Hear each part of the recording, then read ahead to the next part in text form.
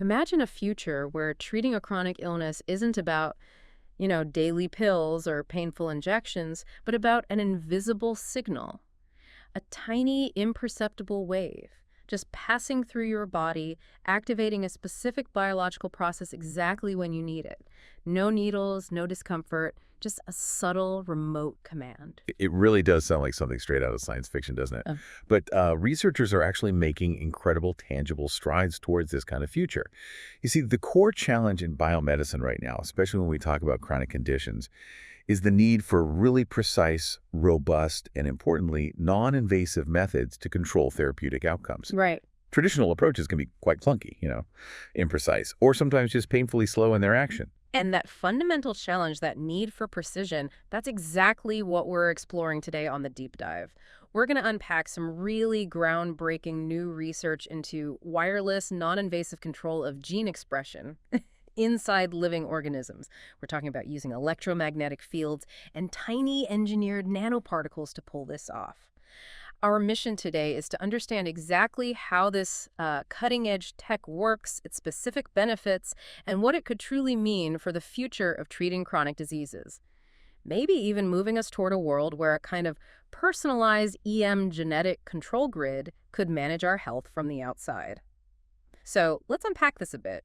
Why are researchers even looking at remote control for biology in the first place? What's wrong with the medicines we already have? Well, the fundamental issue, particularly when you get into advanced stuff like gene and cell therapies, is dosage control. Yeah, it's absolutely critical. When you rely on conventional methods like small molecules, think hormones, antibiotics, that sort of thing, they're It's pharmacokinetic. just how they move through the body, right? Yeah, exactly. How they travel, get used, get cleared out. Hmm. It's often slow and incredibly difficult to fine-tune.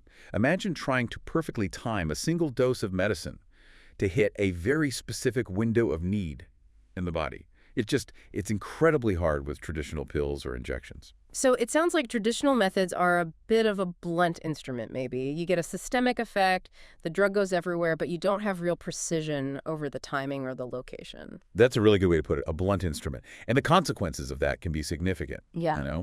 Side effects, because the drug is all over your body, not just where it's needed.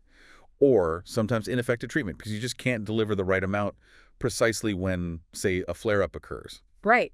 And that's why researchers have been looking beyond just chemical triggers. They've been exploring physical stimuli, things like light, sound, electrical signals, and most critically for our discussion today, magnetic fields. Ah, magnetic fields. Yeah.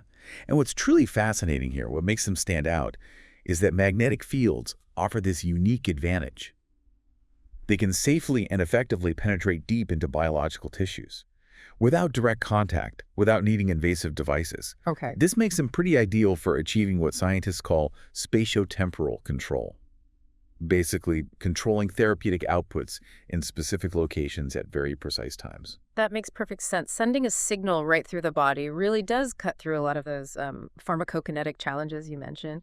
And it makes me think, this whole idea of magnetic control, it isn't entirely brand new, is it? I feel like I remember some foundational work that kind of paved the way. You're absolutely right. Yeah, the groundwork for this kind of precise magnetic control was really laid back in 2012. There was this foundational method published for magnetic field-controlled gene expression. And that system was one of the first major steps in showing we could actually achieve that goal, precise remote control. It combined engineered cells encapsulated with tiny magnetic particles and a heat-inducible genetic switch. Heat inducible. So heating things up was the key back then. How exactly did that work? How did heat trigger the genes? Essentially, yeah. The cells were genetically modified so that they would only express certain therapeutic genes when a specific, slightly elevated temperature was reached. These engineered cells were then co-encapsulated, put together in tiny capsules with magnetic iron oxide nanoparticles. Think of them as very, very tiny, biocompatible bits of, well, essentially rust, like magnetite or magamite. So the nanoparticles were basically acting as tiny internal heaters. How did the heat actually trigger the genetic change then? Precisely, tiny heaters. So when these capsules, containing both the cells and the nanoparticles, were subjected to an alternating magnetic field, or AMF, Okay. these nanoparticles would heat up. It's a process called magnetic hyperthermia. And this localized heat, confined right there within the capsules, would then flip the switch, induce the gene expression. Yep. Think of it like a miniature internal heating pad that turns on specific genes right where you need them, and only when the field is on. Wow. So if they could trigger gene expression just with localized heat like that, that seems pretty groundbreaking for 2012.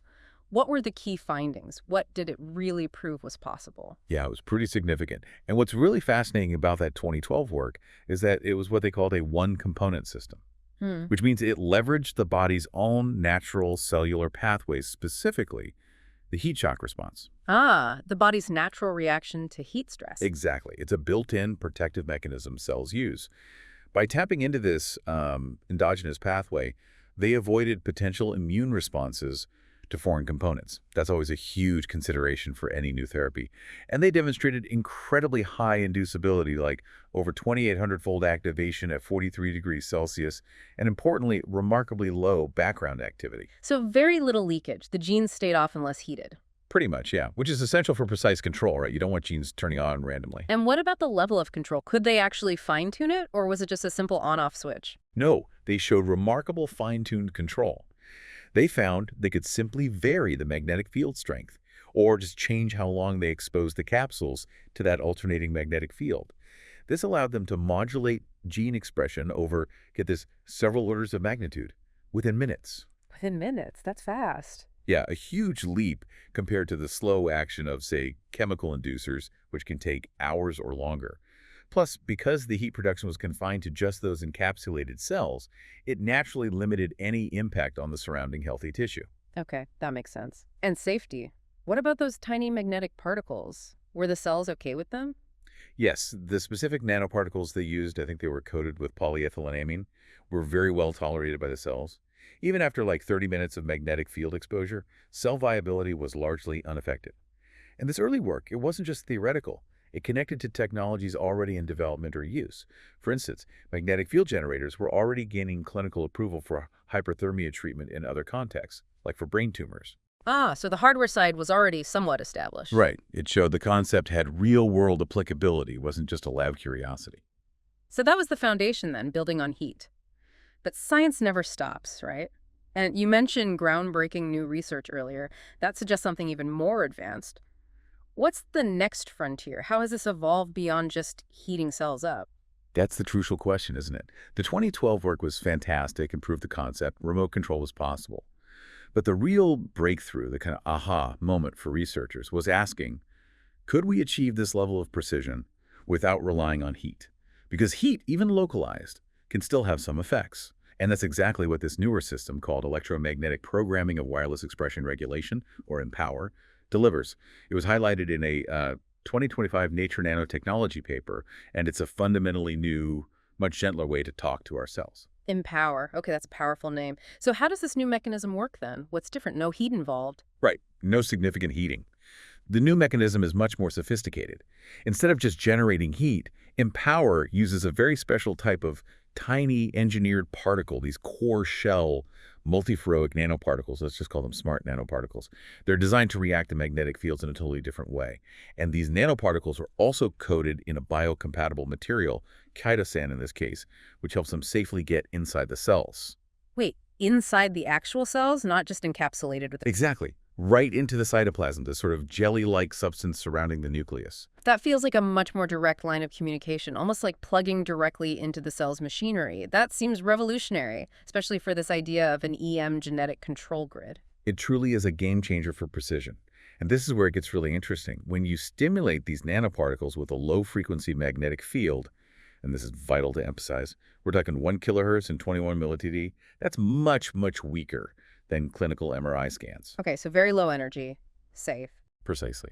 When stimulated by this gentle field, these smart nanoparticles generate biosafe levels of reactive oxygen species, or ROS, directly within the cell cytoplasm. ROS, reactive oxygen species. Hold on, aren't those usually associated with, like, cell damage and stress? I think most people hear ROS and immediately think bad. That's a really crucial question, and it's actually where the brilliance of the EMPOWER system lies.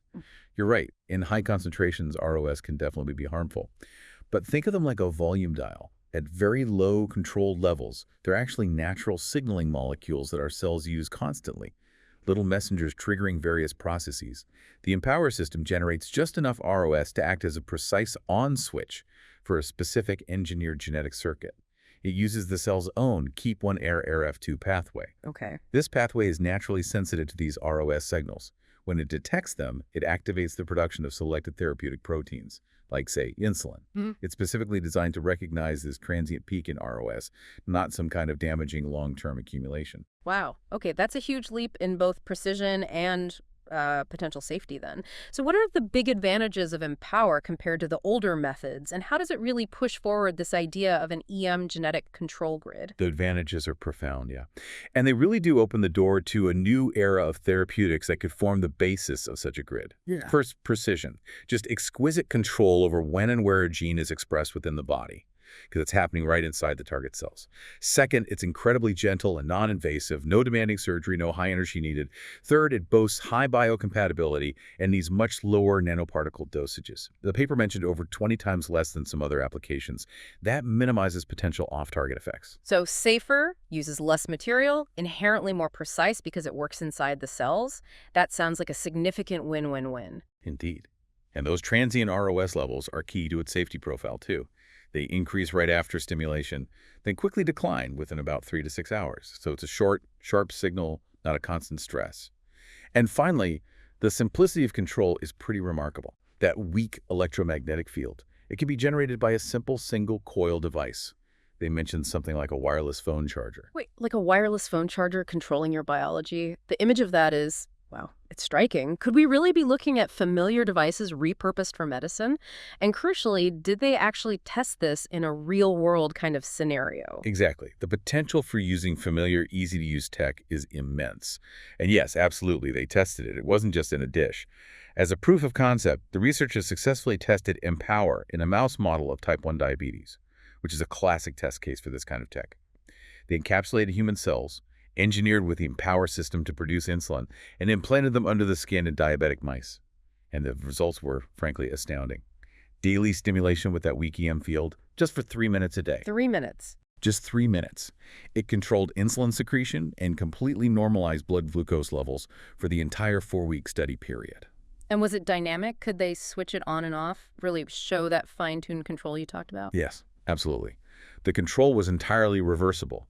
Switching the EM field on or off directly affected both insulin levels and blood glucose levels. It demonstrated that dynamic on-demand control that is exactly what you'd need for any kind of responsive genetic control system, or grid, if you will. And importantly, safety in vivo looked really good. The study found no macroscopic or systemic inflammation. The implants stayed intact, they were functional, and there was no negative impact found on the mice's overall health, their body weight, food, water intake, all normal. That sounds incredibly promising for actually translating this to humans someday. Yeah. What's next for Empower then? And how does this research really bring us closer to a potential real-world EM genetic control grid for managing human health? Well, the researchers are clearly very optimistic. They're already looking at exploring applications beyond diabetes in areas like oncology, neurology, and regenerative medicine. Their ongoing work focuses on making the system even more sensitive, even more biocompatible, more efficient, and crucially more compact for eventual clinical use. It definitely hints at a future where maybe a compact external device could form a kind of personal genetic control interface, managing our health dynamically, remotely, effectively programming our own cells on demand. So let's zoom out. What does this all really mean for you, the listener, for the future of how we might treat diseases? Well, if we connect all these dots, these technologies, especially Empower, represent a pretty significant leap, I think, towards truly remote and dynamically adjustable therapies for chronic conditions. We're really talking about a potential fundamental paradigm shift here. Meaning a move away from traditional drug delivery, the pills, the injections, the systemic administration that affects the whole body, whether you like it or not, to a future where therapeutic proteins, the actual medicine, could be produced on demand directly within the body, precisely when and where they're needed. Exactly. All controlled by an external, non-invasive signal. It's almost like having an internal pharmacy that responds to your personal device. That's where the EM genetic control grid idea really comes into focus, a personalized network responding to external commands. And what's truly powerful here is the precision, right? The tunable, non-invasive nature of this control. Absolutely. It's about delivering medication with potentially unprecedented specificity, minimizing side effects, fundamentally changing how chronic diseases could be managed. Imagine insulin being produced only when your blood sugar actually starts to rise, or maybe a painkiller delivered precisely to a localized source of chronic pain, all triggered wirelessly by a device you carry, or maybe even something integrated into your environment. This could also lead to a huge shift in patient empowerment, couldn't it?